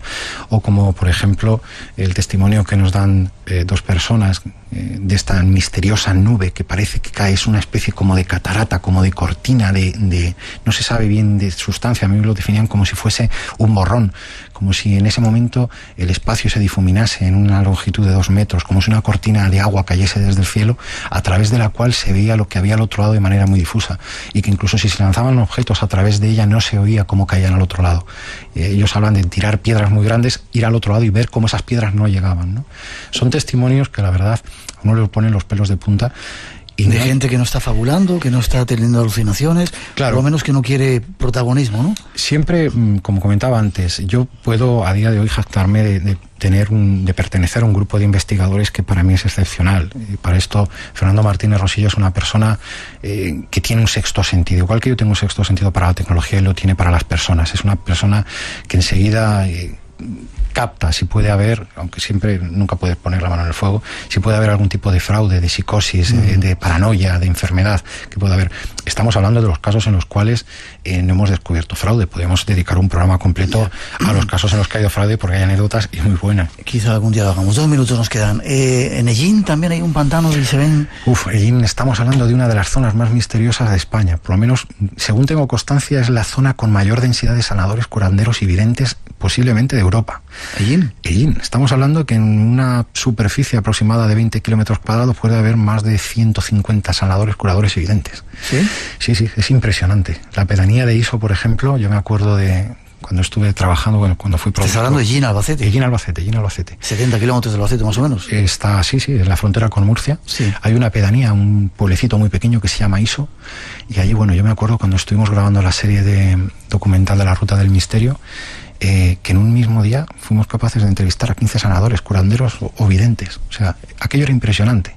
Ahí ya no entro si realmente curan, sanan o ven, pero realmente es impresionante lo que hay ahí. Y para mí la experiencia, pues fue una experiencia bastante importante en cuanto a que, a través de José Antonio Iniesta, que es un antropólogo y un curioso y escritor, prolífico escritor de la zona, nos dijo que él no solamente había estudiado los videntes, sino que conocía a algunos que eran capaces de predecir cuándo se iban a ver los ovnis. ¿Cuándo se iban a ver los ovnis? Pues yo, que soy una persona especialmente incrédula con este fenómeno, lo primero que dije es, quiero ver un ovni. Ya. ¿Y lo viste? Y lo vimos.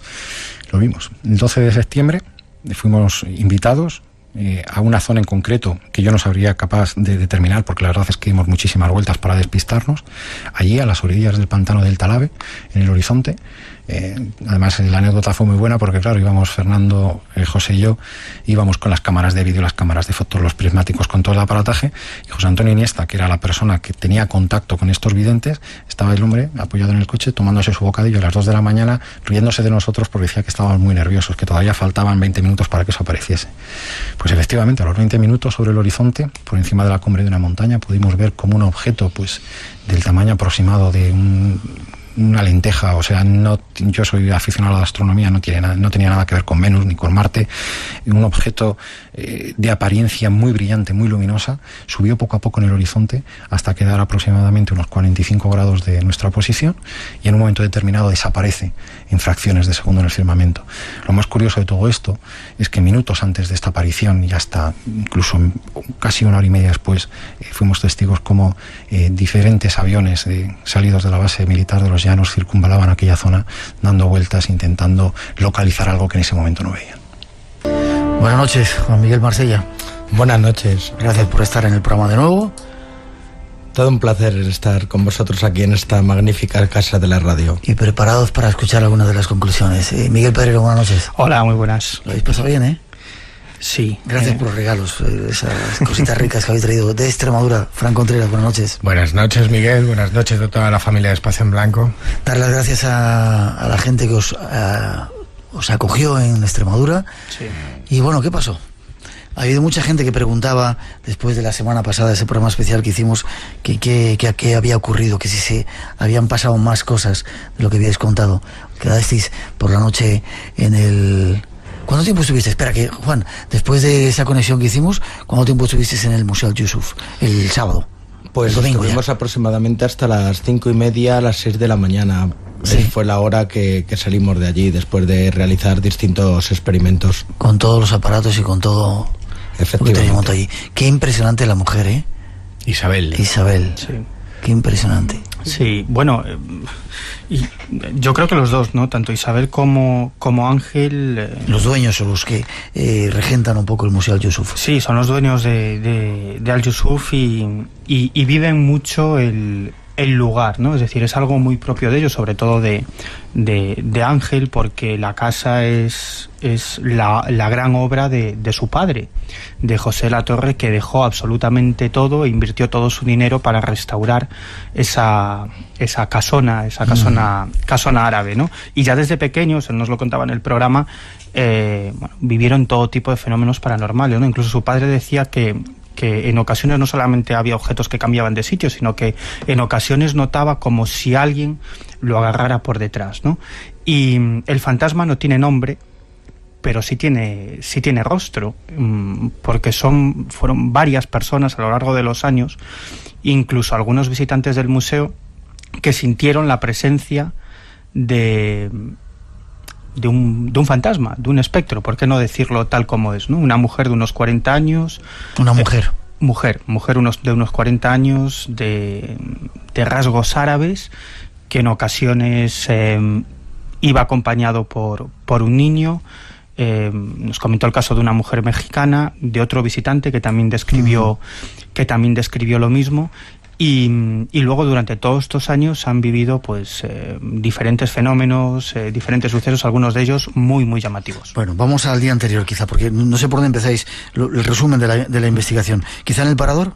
Sí, bueno, llevamos trabajando cerca de un mes en esta experiencia única que es transmitir, buscar respuestas y compartir lo que ocurría en el Museo Al-Yusuf, cuando oyentes de Espacio en Blanco se ponían en contacto con nosotros contándonos una aterradora, en principio, experiencia que habían vivido en el castillo de los Condes de Oropesa, actual Parador Carlos V, en Jarandilla de la Vera, al suroeste de Cáceres, ubicada entre las Gargantas del Cristo y las Gargantas de Jaranda, una zona absolutamente mágica. No solamente nos hemos traído historias de fantasmas, sino que ya verás los especiales que vamos a prepararte, con encuentros con ensotanados, con restos de huellas templarias, con avistamientos ovnis. Atentos, porque han sido 3 días de auténtica aventura reporteril.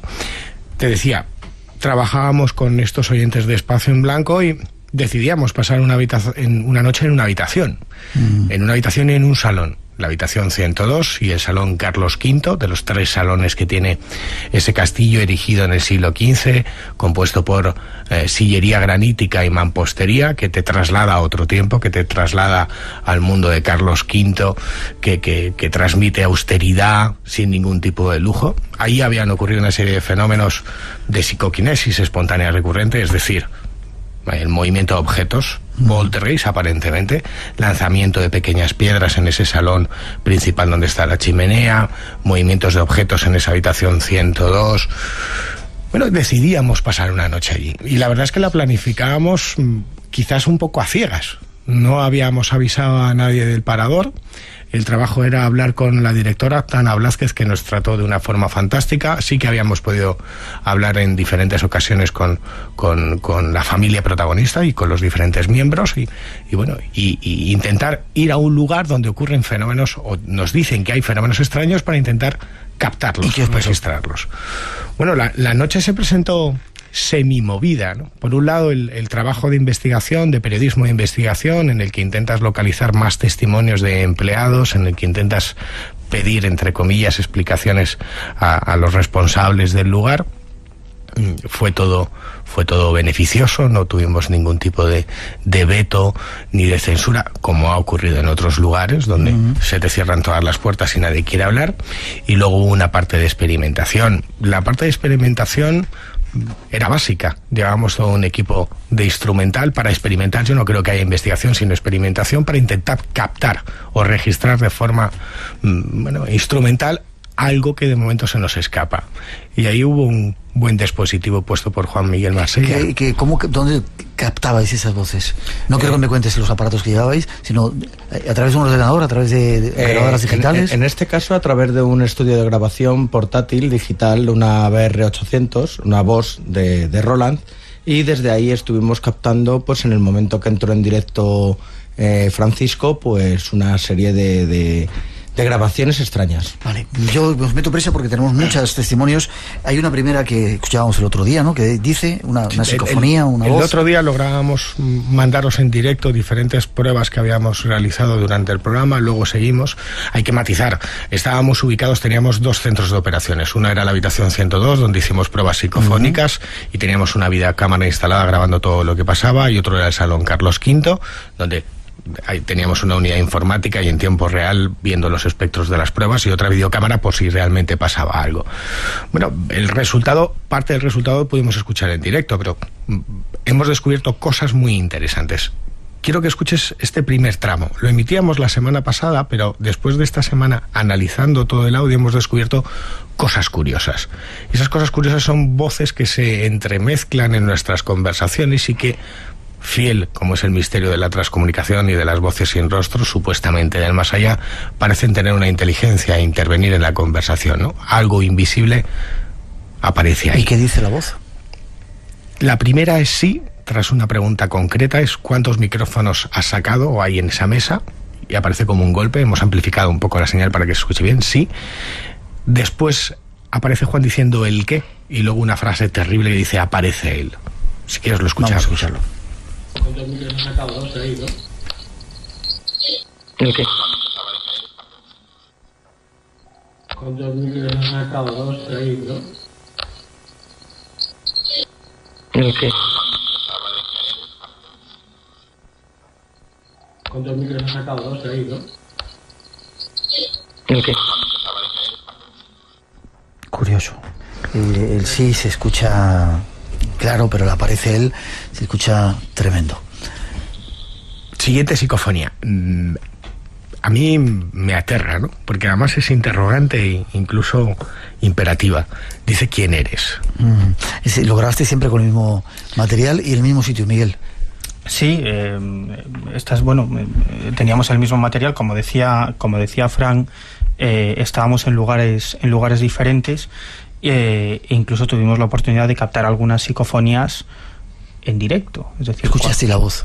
Sí, bueno, grabábamos durante cierto tiempo y luego Juan, que además tiene el oído acostumbrado a este tipo de parafonías, de voces paranormales, lo escuchaba, luego corroborábamos Fran y yo, que sí, que ahí había algún tipo de inclusión y acto seguido lo mandábamos. Yo creo que es la primera vez que se ha hecho una cosa así, ¿no? En directo, sí, para que lo emitierais aquí. Sí, ciertamente. Segunda inclusión, ¿quién eres? Dice la extraña voz.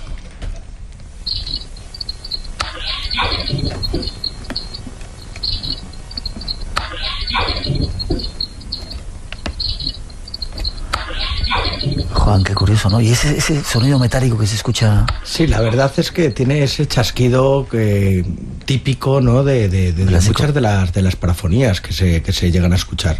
Lo curioso de esta voz, aparte de esta voz femenina imperativa, es con la fuerza que nos pregunta, ¿no? O que pregunta, no se sabe a quién. ¿Quién eres?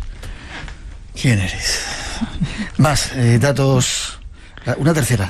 La tercera... Poníamos un sonido, yo lo catalogaba de sonido maldito, porque me recordaba a la famosa psicofonía de Germán de Argumosa que escuchamos aquí hace 2 meses, esa psicofonía que dura 10 minutos, que él siempre advertía de los peligros para la salud mental que podría acarrear escuchar toda la secuencia. Bueno, en un principio nosotros, estando allí en soledad, en completo silencio... Todo esto en el Parador.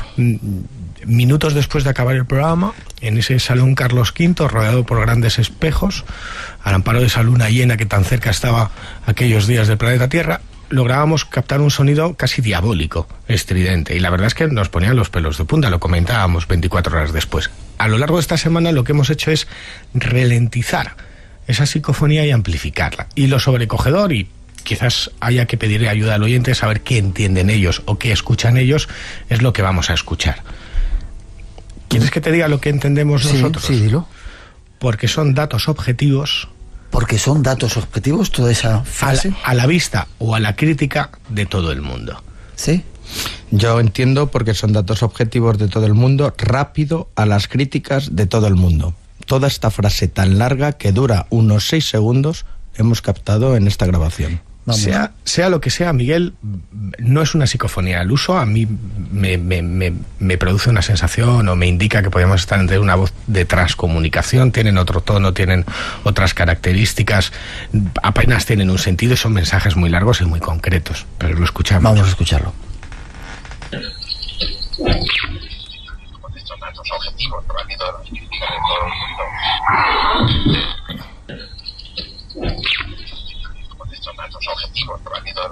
de todo el mundo.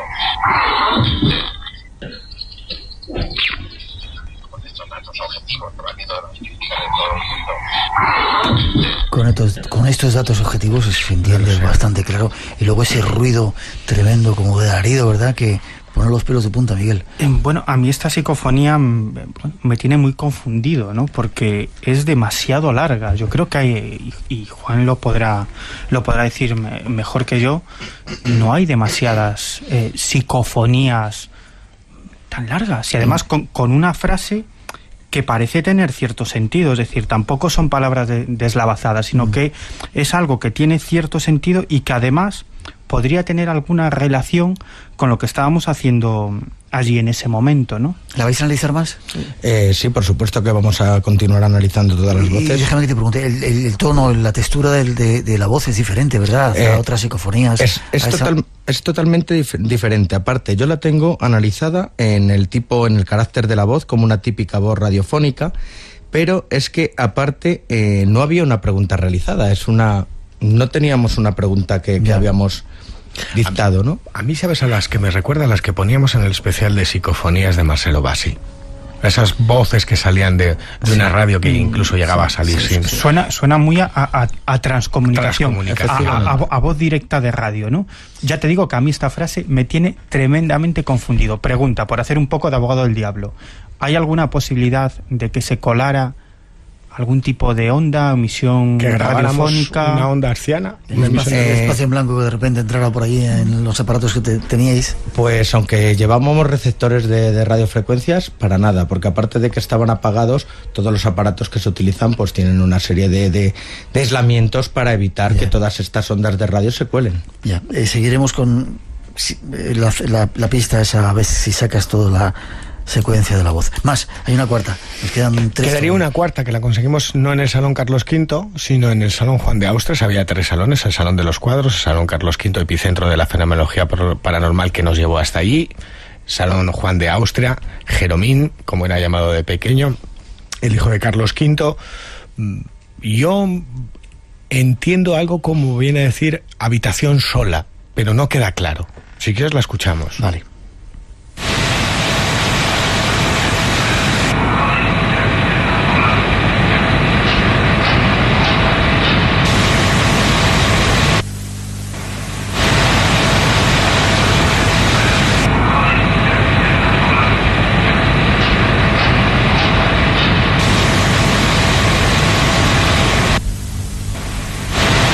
Es más complicada de entender eso, habitación sola o la sola. También es diferente el tipo de sonido que entra, no es tan metálico, no es como la anterior, ¿verdad? Estamos hablando de que está realizada con una grabadora analógica de Francisco Contreras.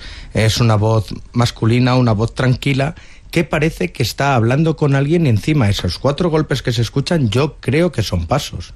O sea, a mí me suenan totalmente como unos pasos de alguien que está saliendo del salón. Allí yo puedo asegurarte que solamente estábamos Miguel y yo. Sí, bueno, en ese salón no había absolutamente nadie. Y Francisco, estabas en ese momento en la habitación 102. Sí. ¿Y qué hora sería más o menos? Pues... La segunda conexión entramos a las 3 de la mañana. Bien entrada la madrugada. Más esta voz sí que tiene esa característica psicofónica, y es que suena un poco más bajo y parece que utiliza el ruido de fondo o modula el ruido de fondo, el ruido portador para formar esa palabra, ¿no? Esto es un poco lo que conseguisteis en el Parador. ¿Qué conclusión se puede sacar? ¿Existen fenómenos? ¿Habéis captado voces, por lo menos, aunque eso no dé una explicación de que... Hay que advertir, como siempre ya lo hicimos la semana pasada, las psicofonías o parafonías, para los más puristas, en función de su origen, son fenómenos concomitantes asociados a lugares. Es decir, podemos conseguir psicofonías en este estudio de radio, como que lo podemos conseguir en nuestra redacción. Porque no prueba nada de que...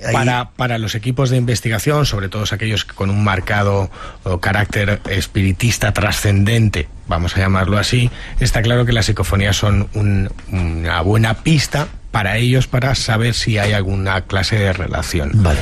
Y la semana pasada dábamos como una posible hipótesis, Miguel, el poltergeist. Sí. Además queremos aclarar a la familia que no estábamos, no sé si lo expresamos bien o yo lo he entendido bien, no estábamos diciendo qué es un poltergeist o qué produce un poltergeist.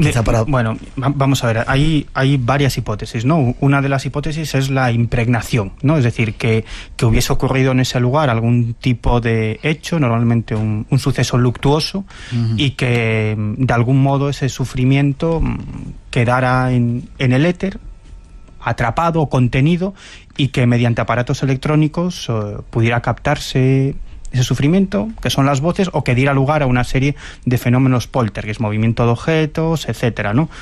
Otra explicación, la explicación trascendente, es decir, que el origen de esos fenómenos se encuentra en el más allá, espíritus del más allá.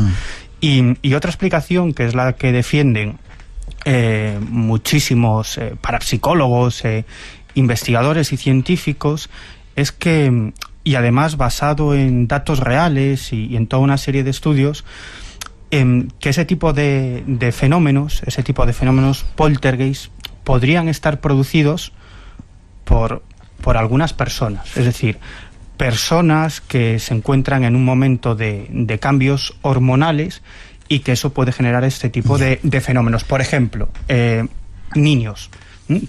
Por eso es una explicación que... No es que esta fuese la explicación al caso que nos traemos entre manos. Déjeme aclarar eso. A la familia no le estamos diciendo que hayan sido ellos los que hayan provocado, incluso de forma inconsciente, los fenómenos. Estamos dando una explicación al fenómeno. ¿Sí? Claro, si me dejas si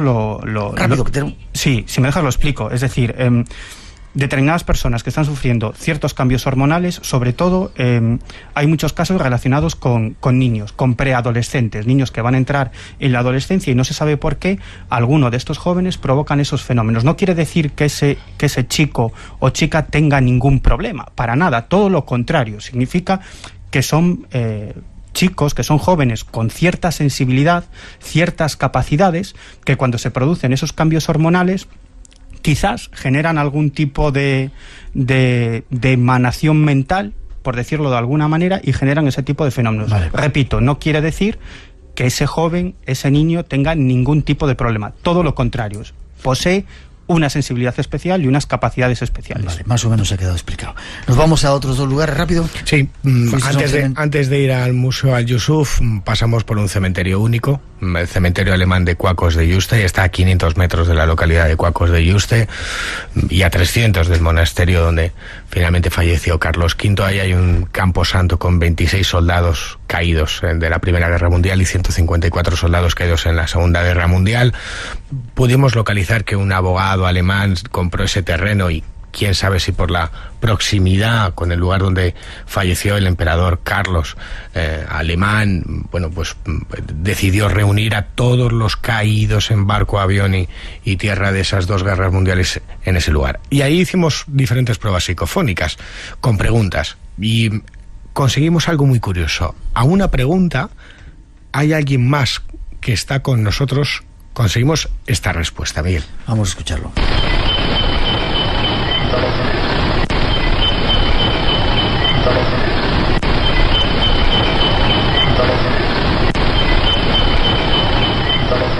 Se escuchan los pajaritos y... A mí me recordó a esos años 50 cuando mi pequeño Freddy Jurgenson grababa esos pájaros, el sonido de los pájaros y se colaba una voz.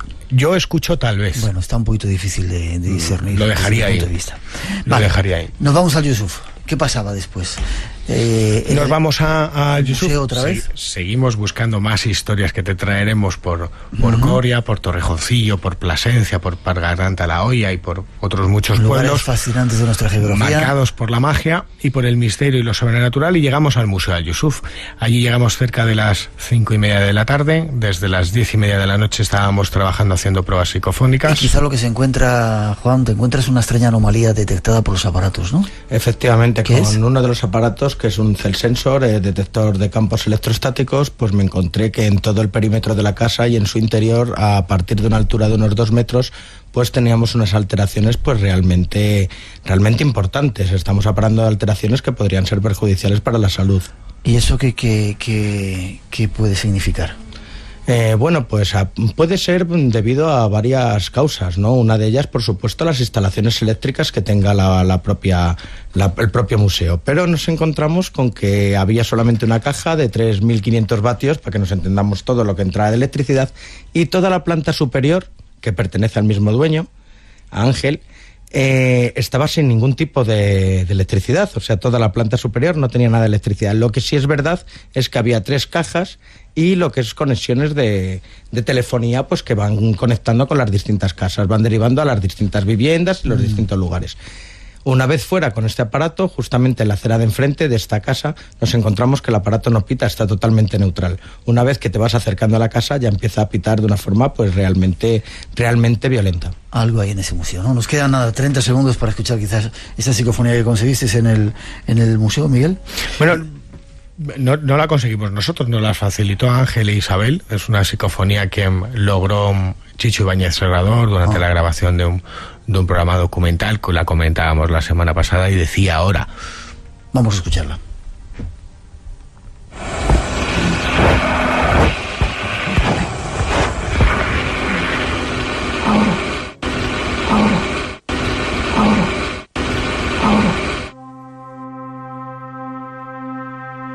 Ahora se escucha claramente. Qué curioso, ¿no? Bueno, lo cierto es que en este Museo Árabe de Cáceres no conseguimos grandes psicofonías, no conseguimos grandes resultados, pero a mí me llamó la atención sobre todo la sinceridad con la que contaban todas esas experiencias que vivieron en el museo, y sobre todo yo me quedo con dos muy rápidamente, una de ellas muy llamativa, y es que por alguna razón el fantasma, el espectro, el fenómeno que produce esos sucesos dentro del museo la tenía tomada con una maceta, y todos los días se la encontraba volcada. Él la colocaba y se la encontraba volcada. Decían que sea lo que sea, se dedicaba a apagar velas. Incluso en una ocasión, al poco de fallecer el padre de Ángel, del propietario del museo, cuando tenía una conversación y alguien le pregunta por el fantasma y él dice que no es el momento de hablar de ese tipo de asuntos porque acaba de fallecer su padre, en ese momento pues también una especie de maceta que tenían en un altillo pues se cae al suelo y llega casi hasta la puerta de otra habitación, ¿no? El misterio continúa. Juan Miguel, gracias. Muchas gracias por tu apoyo, por tu trabajo, por esos equipos. Espero seguir viéndote y que sigamos investigando, ¿vale? Por supuesto. Miguel Pedrero, gracias. Hasta la próxima. Gracias, Fran. ¿Alguna forma de conectar contigo, Juan? ¿Quieres? Pues sí, a través de www.seamp.net o juanmarsella@seamp.net. Fran, gracias, nos vemos, ¿vale? A ti, ser feliz, ser felices.